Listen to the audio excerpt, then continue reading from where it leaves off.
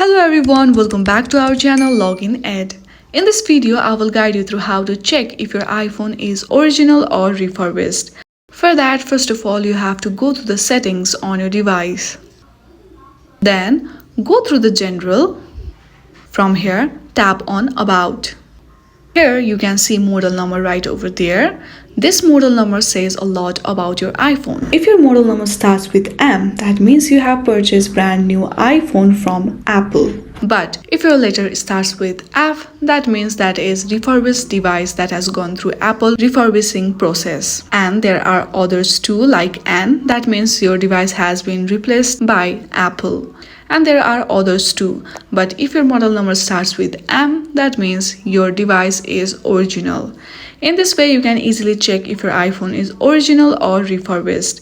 I hope this video was helpful. If you like this video, then please do not forget to like and subscribe to our channel. Thank you for watching.